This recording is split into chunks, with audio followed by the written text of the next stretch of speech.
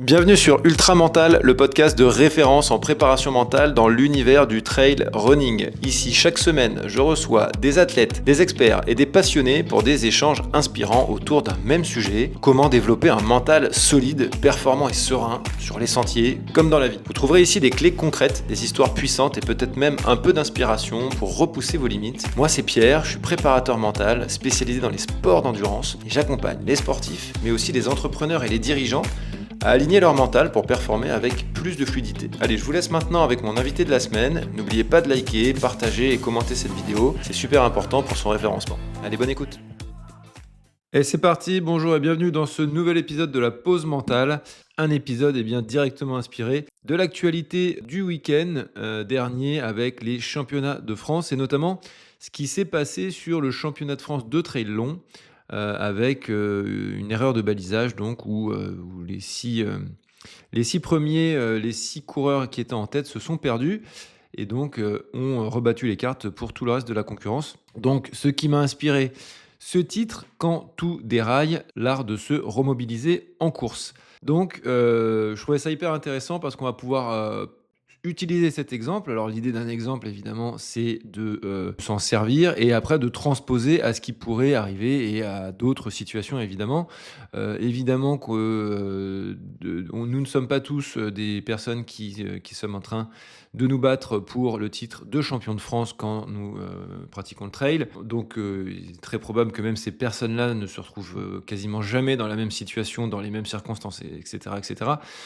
Évidemment, on peut transposer tout ça à autre chose et à d'autres situations, que ce soit en course ou même ailleurs. Donc déjà, avant de commencer, pour ceux qui n'auraient pas vu ou entendu de très loin ce qui s'est passé au championnat de France de trail, donc sur la longue distance, un groupe de 6 coureurs s'était isolé en tête depuis pas mal de temps et à peu près au kilomètre 28, ils se sont trompés parce qu'il y a eu des intempéries au Ventoux. Donc même s'ils avaient tous la trace GPX dans leur montre, c'était plus du tout la même trace prévue. Il y avait des vents, il y avait de la neige de prévu. Finalement, ils avaient prévu de pas y passer, ils y sont allés quand même.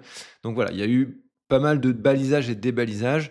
Donc qui après de l'orga, c'était peut-être pas assez clair, mais bon, c'était assez compliqué aussi. Donc l'idée, c'est pas de tirer sur personne. Peut-être que c'est l'orga où effectivement, les premiers passant à une allure dingue et peut-être avec un état de stress tel qu'ils faisaient un peu moins attention et où peut-être justement c'est un peu de la faute aussi des coureurs qui sont passés trop vite à cet endroit-là. Bon bref, moi je suis pas là, on n'est pas là pour débattre de ça. Les faits sont là. Kilomètre 28, on a 6 personnes qui sont parties sur la mauvaise trace et qui ont perdu, qui ont fait à peu près 4-5 kilomètres dans le vide. Donc qui ont perdu à peu près 20 minutes. Donc 20 minutes au kilomètre 28. La course comprenait un tout petit peu moins de 50 kilomètres, je crois. Donc c'était plié. À ce niveau-là, c'était plié pour le podium ou pour justement la course au titre. Il y avait des leaders, il y avait un enjeu là, ça a été les championnats de France, donc il y avait un enjeu podium et titre de champion de France. Il y avait 6 coureurs, on savait déjà que 6-7 coureurs, on savait déjà que la victoire allait se disputer entre ces gars-là. Donc en quelques minutes, ces personnes qui étaient en train de faire une très belle course visiblement, en gestion, ils n'avaient pas encore décidé de se tirer la bourre très très fort, hein, ils étaient en gestion mais une jambe au-dessus des autres, hein, plus ou moins. De toute façon, on ne saura jamais ce qui se serait passé si voilà, on ne pourra pas refaire l'histoire. Donc vous avez le contexte, des personnes qui sont en tête, qui se trompent et du coup, voilà, qui rebattent les cartes. Et donc l'idée, c'est de voir un peu ce moment clé, cette bascule où on a tout bien fait et par une erreur qui est de notre fait, pas de notre fait, du fait de l'orga ou pas, on a une frustration qui arrive assez énorme, avec des grosses émotions, donc frustration, colère, sensation d'injustice, panique, on a des niveaux cognitifs à ce moment-là, on n'est pas tous égaux non plus dans la gestion de ces moments-là. Donc l'idée, c'est de voir à peu près, une fois que l'erreur a été commise, peu importe qui a fait la faute, une fois que l'erreur a été faite, quelle est la réaction qui est possible de mettre en place? Comment on réagit à ça? Et là, ce qui est assez intéressant de voir, alors je connais pas les 6 coureurs personnellement, c'est des personnes que je suis sur les réseaux et dont je connais à peu près les résultats pour la plupart. Mais ce qui est intéressant, c'est de voir à peu près, de balayer ce qui peut se passer donc là, je dis pas que ça s'est passé dans la tête d'un tel ou d'un tel, hein, je dis, hein, je suppute, que, voilà, on a cet éventail d'émotions, de pensées qui peuvent arriver. Donc là, moi, à ce moment-là, les émotions, le dialogue interne, la reconcentration sont des sujets ultra, ultra importants. Donc le piège, qui va être assez classique dans ces moments-là, c'est de rester bloqué sur le moment de l'erreur. Donc, la rumination, donc un dialogue interne très négatif, une énergie complètement gaspillée et surtout, plus du tout l'envie, de se remettre, d'être dans la course parce que la sensation d'avoir, perdu la course, sur un coup de dé, quoi. Donc une perte de lucidité éventuelle et cetera. Donc ça, c'est le piège classique, le blocage sur l'erreur qui peut d'ailleurs mener à un abandon, si là enc ce qui était, particulier du coup pour cette course, c'est que les 1ers, on ne sait pas exactement combien, en tout cas le podium c'était sûr et peut-être les 3, 4, 5, 6 premiers avaient une sélection, dans l'équipe de France de trail pour disputer les championnats d'Europe à l'été prochain. Donc tous ces gars-là se battaient pour avoir une sélection en équipe de France, ce qui est pas rien pour les championnats d'Europe.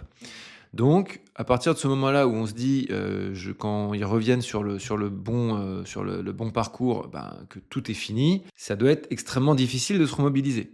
Donc la compétence clé là qu'on va chercher à travers cet exemple, c'est la remobilisation.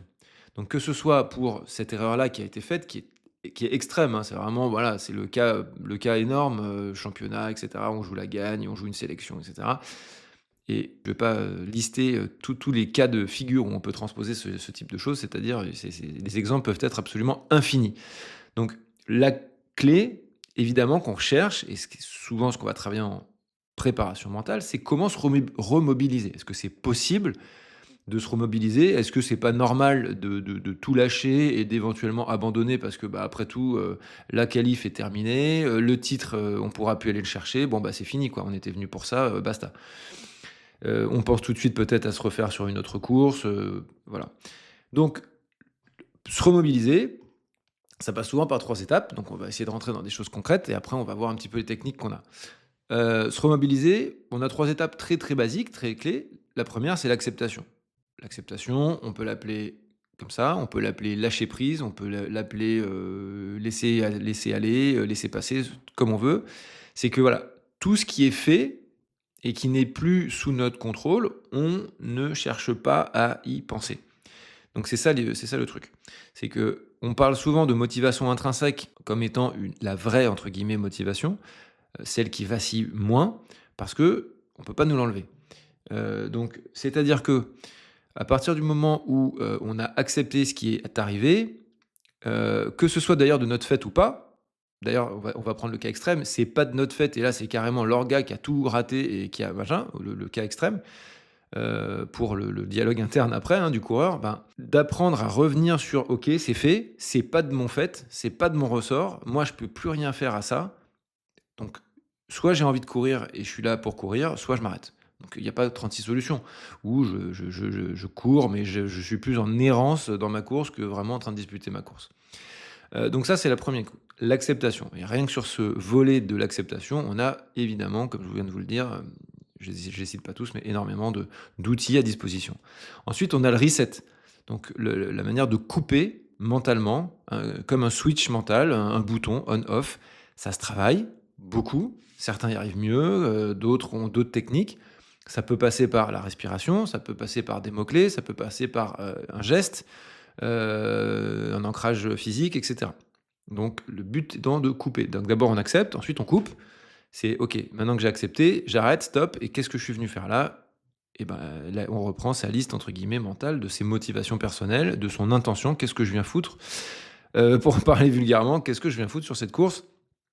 Qu'est-ce que je suis venu chercher? Et en 3, bah, revenir à maintenant, à l'instant présent, c'est ce que j'ai commencé à dire. Qu'est-ce que je peux faire maintenant? Qu'est-ce qui est sous mon contrôle et mon contrôle uniquement pour continuer à courir? Bah, qu'est-ce qui est sous mon contrôle? Bah, reprendre, ma marche en avant, me réalimenter parce que évidemment que de perdre 20 minutes, 5 bornes comme ça consomme de l'énergie physique, c'est normal, j'ai fait 5 kilomètres de plus que les autres et surtout ça consomme, une énergie mentale de dingue.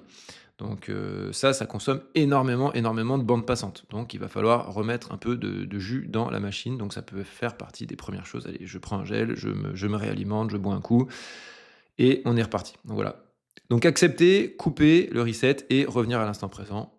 3 étapes très simples et après au sein de ces 3 étapes, évidemment, on a une multitude d'outils. Alors maintenant, pourquoi certains s'en sortent mieux que d'autres? C'est assez peinant, de voir que certains vont tirer, à boulet rouge sur certains coureurs qui vont préférer peut-être abandonner, dans ces cas de figure-là. C'est tout à fait acceptable. Moi je suis pas fan, de ceux qui disent, «C'est des élites, ils abandonnent, tout le temps, dès qu'ils sont plus dans les places, ils abandonnent». Oui, mais, il y a d'autres choses qui se jouent. On n'est pas dans la tête des gens et un athlète élite qui est sous contrat, avec une marque, qui joue, une place de champion de France, qui joue une sélection en équipe de France, pour les championnats d'Europe ou les championnats du monde, eh bien, c'est différent, que monsieur, madame tout le monde qui vont, faire une course, le week-end. C'est quand même différent. On fait le même sport, mais les enjeux ne sont absolument pas les mêmes. Donc c'est pour ça que ça sert à rien de comparer les gens entre eux. Là, je fais pas cette rubrique pour les comparer, mais juste pour voir ce qui peut se jouer quand certains vont peut-être mieux s'en sortir que d'autres, où est-ce qu'ils auraient placé éventuellement leur curseur motivationnel. Donc on peut prendre ceux qui vont accepter très vite. Je prends un post de Mathieu Delpech qui a écrit une story très factuelle sur ce qui s'est passé, parce qu'évidemment tout le monde a dû lui envoyer une tonne de messages. Et il liste à la fin, donc ça c'est tout ce que je vous ai dit, hein, il refait un petit brief, et il met à la fin, Rémi Brassac, qui faisait partie des 6, était monstrueux aujourd'hui physiquement et mentalement. Donc mentalement, on se doute de ce que ça veut dire. Ça veut dire qu'il a dû se remobiliser très vite et repartir. Et Rémi étant celui du groupe qui termine le mieux, je crois, si je dis pas de bêtises, du groupe des perdus, entre guillemets. Euh, donc voilà. Donc il y a ceux qui acceptent vite, qui vont repartir, qui vont rester dans la course, qui vont pas forcément errer comme ça, et qui vont reprendre très très vite le fil de l'eau. J'ai un autre exemple, que vous pourrez écouter dans l'interview de Thomas Cardin, qui nous raconte son Ventoux 2025. J'ai un doute. J'ai un doute entre 2024 et 2025. Le dernier, en tout cas, qu'il avait fait, qui était pas support des championnats de France. Donc il était à la bataille avec Thibaut Garivier, ils s'étaient échappés tous les deux, à l'avant de la course, et il avait neigé sur le parcours. La neige était tombée sur le parcours, assez pour les freiner grandement, parce que quand on ouvre la trace, devant, dans la neige fraîche de 30 centimètres, c'est pas pareil que quand on marche sur une piste ouverte, enfin sur une trace qui a déjà été ouverte. Donc le boulot qu'ils avaient fait en prenant la tête, en s'échappant devant, patatras. Les gars qui étaient derrière eux, facilités par la trace qui avait été ouverte par eux-mêmes, ils sont revenus sur eux, et il disait qu'à ce moment-là, il était sorti de sa course clairement, et ça l'avait saoulé, de voir que son travail avait été réduit à rien du tout par, la neige, quoi. Donc encore une fois, vous voyez, c'est un élément extérieur qui vient freiner, mais encore une fois, c'est aussi ce qu'on va chercher, donc c'est ça qui est rigolo. Sinon on aurait fait un sport de préau, on aurait fait un sport en salle, et on aurait moins eu de problèmes, on aurait fait du ping-pong et on aurait eu moins de problèmes avec les intempéries. Mais nous, on va chercher ces sports-là, ces sports où on est confronté à l'extérieur et à la météo. Donc c'est aussi ce qui rend la course un peu croustillante. Et Thomas, pour en revenir à mon exemple et le terminer, expliquait que justement, il avait été impressionné par, le mental de Thibaut, qui, n'en avait que faire ou s'était mobilisé extrêmement vite, même voyant, les gars de derrière, les coureurs de derrière lui revenir dessus à cause de la neige, avait réenclenché pour refaire le trou et pour finalement aller se disputer la victoire tous les deux, et Thomas ayant finalement gagné, quasiment au sprint. Donc sur la toute fin. Mais voilà, c'est encore un moment où on n'est pas tous égaux là-dessus, parce que peut-être qu'on l'a travaillé, peut-être qu'on a des aptitudes mentales différentes parce qu'on a fait d'autres choses dans notre vie et puis parce que c'est comme ça. Mais en tout cas, on voit qu'on n'est pas égaux face aux situations, et on n'est pas forcément, on ne se remobilise pas tous de la même manière, parce qu'on n'a pas tous les mêmes ressorts émotionnels, parce qu'on va pas tous chercher la même chose, etc., etc. Donc après, il y a ceux évidemment qui s'énervent, il y a ceux qui vont décrocher mentalement, il y a ceux qui vont abandonner. Et en fait, ça va forcément dépendre de comment on a posé nos intentions, nos objectifs et nos motivations pour la course qu'on va faire. Tu peux faire 20 courses dans l'année, évidemment je parle de petites courses tranquilles, enfin des courses de village. Tu peux faire 20 courses dans l'année et avoir 20 intentions différentes. et 20 objectifs différents et 20 motivations différentes pour chacune des courses. C'est indépendant à chacun et c'est indépendant à chaque course. Il y a les pros vont faire, enfin les élites vont faire certaines courses, ils ont un niveau tel qu'on a, même s'ils gagnent, bah, ils étaient en préparation. Donc ils n'étaient pas en train de se faire très mal.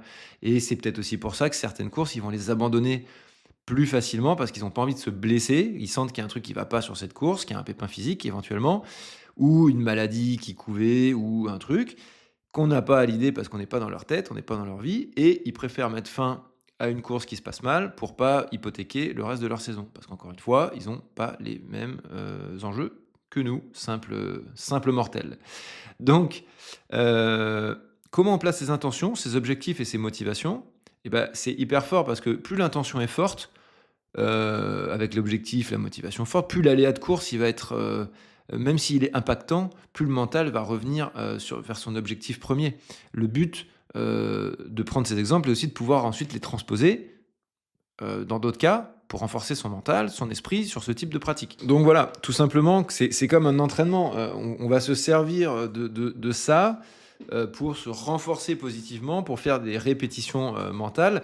J'imagine qu'un Thomas Cardin, quand il a vécu ça avec Thibaut Garivier, il a vu Thibaut, il dit qu'il a été impressionné par justement le ressort mental qu'il a eu à ce moment-là pour rester dans sa course et batailler jusqu'à la fin, mais sans jamais regarder ce qui se passait derrière lui. Bah, j'imagine que ça lui sert. C'est des personnes aussi, c'est pas pour rien que ce sont des gens très très forts, ils sont pas que forts mentalement, que forts physiquement, ils sont aussi forts mentalement.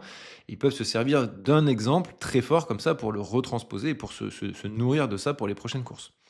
Donc évidemment, quand on parle de ça, on peut évidemment transposer tout ce qu'on apprend là dans le sport, dans la vie de tous les jours. Ça marche pour le boulot, ça marche pour les projets, ça marche pour la vie. Ça marche extrêmement bien, hein, parce que dans la vie, bah, on est absolument tout le temps en train d'avoir des aléas. Donc on a parlé un peu pour ce qu'on pouvait mettre en place comme technique pour revenir un petit peu à un état d'équilibre quand ce type de péripéties pouvait nous arriver, comment se refocuser, comment retrouver le contrôle de ses pensées, comment retrouver un dialogue interne positif, comment retrouver de la motivation, etc. etc. Donc on a des protocoles, on en a un tas évidemment, je vais pas passer 3 heures à vous les signifier et puis ça ne se travaille pas juste en écoutant. Mais voilà, un protocole très simple, le RAR, R-A-R, pour réaliser, premier R, réaliser, donc comme je disais tout à l'heure, OK, ça vient de se passer, on réalise ce qui vient de se passer. Parfois on peut aussi être en état de choc, parce que tout n'est pas, on peut avoir des événements qui sont un peu plus durs à accepter. Donc il peut y avoir un état de choc qui peut faire une sorte de petite d'amnésie, je réalise pas ce qui vient de se passer. Donc OK, ça vient de se passer, ça c'est la réalisation. Ensuite l'acceptation, on en a déjà parlé aussi. Acceptation, on peut aussi dire lâcher prise sur non, j'aurais aimé que ça se passe pas comme ça. Oui, bah il y a un moment, il faut lâcher prise, il faut accepter que ça se soit passé. Voilà, que ce soit de notre ressort, pas de notre ressort. C'est pour ça que j'ai utilisé cet exemple de ce week-end qui était un peu à chaud, là, qui était assez inspirant en tout cas de ce côté-là. Parce que est-ce que c'est eux qui se sont trompés? Est-ce que c'est le balisage qui a été mal fait? Est-ce que bon, bah, il en est, les faits sont là et maintenant il y a à faire avec les faits. Facile à dire quand on est assis, devant son ordi, moins facile quand on est, au seuil, en haut du Ventoux, dans le vent, la neige et en train de jouer une place de champion de France. Et le dernier R pour revenir, donc revenir à l'instant présent, ici, maintenant, revenir à ce qu'on voulait, revenir à ses intentions de base, revenir à sa motivation, personnelle et revenir à son histoire tout simplement. Donc donc ça, c'est un des outils. Il y a tous les outils d'ancrage qui servent justement également pour ça, entre autres. Les outils certains vont préférer se refocuser, se refocaliser sur la respiration, ça va les aider à revenir dans le présent. D'autres vont avoir des images mentales, des images de ressources.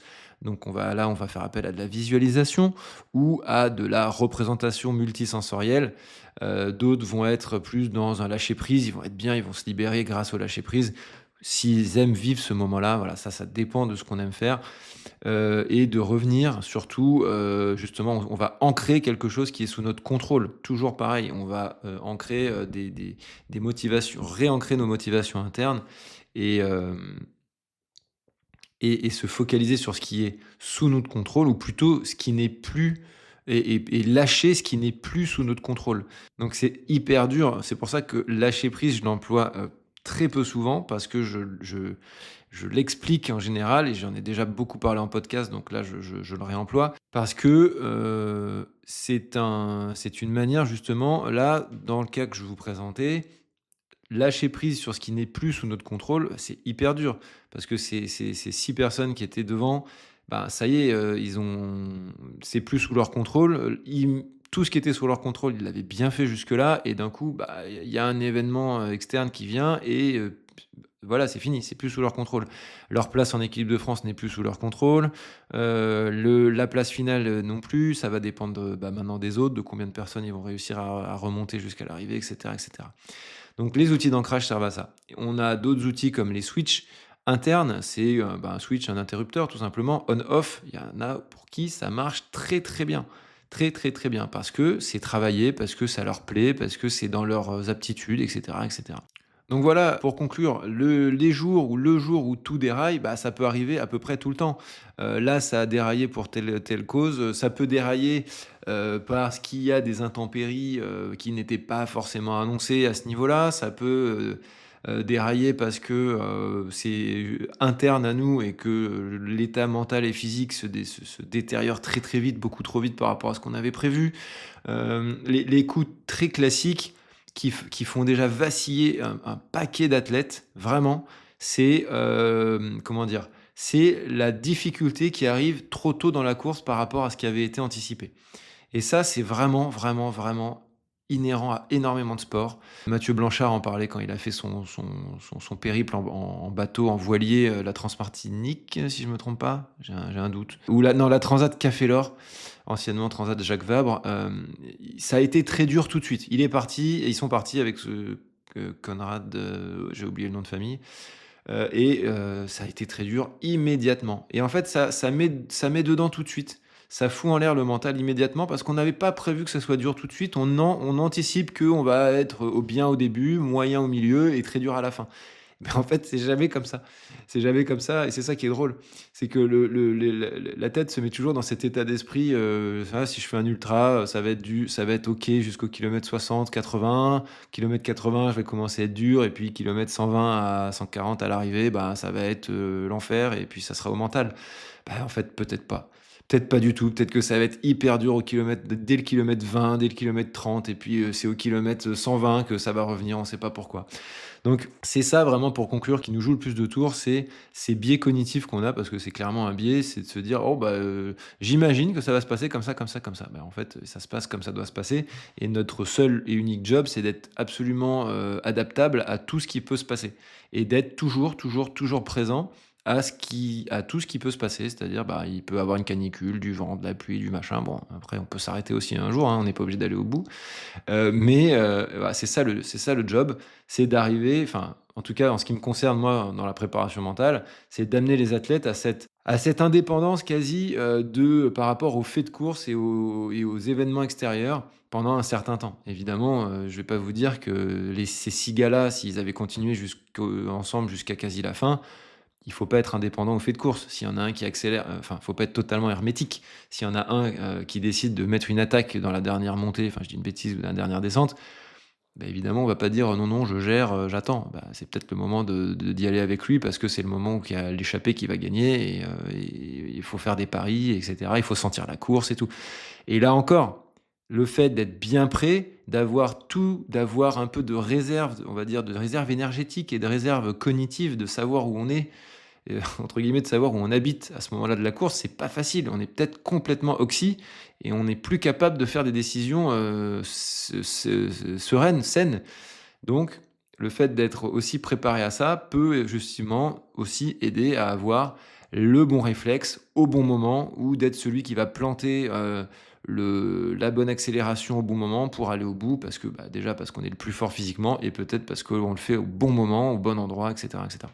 Donc voilà, c'est à ça que ça sert, d'être bien préparé mentalement. C'est à ça que ça peut servir et à tous ces cas de figure. Donc voilà, j'avais pris cet exemple des championnats de France de trail long. J'espère qu'il vous a plu. J'espère que vous pouvez transposer ce que j'ai dit à différents cas pratiques qui vous seraient plus personnels, évidemment. Je vous laisse là-dessus et je vous dis à la semaine prochaine dans un prochain podcast avec un nouvel invité. Salut! Cet épisode est déjà terminé, j'espère qu'il vous a inspiré ou apporté des pistes concrètes d'évolution. Si c'est le cas, merci de laisser 5 étoiles sur votre plateforme d'écoute favorite. C'est un geste simple mais tellement important pour soutenir ce travail indépendant et continuer de vous proposer des invités de qualité. Si vous souhaitez aller plus loin et optimiser votre préparation mentale, contactez-moi directement via mes différents canaux. Le premier entretien découverte est gratuit. Pour suivre mon actualité, je vous donne rendez-vous sur Instagram et LinkedIn. À la semaine prochaine dans un prochain épisode d'Ultra Mental.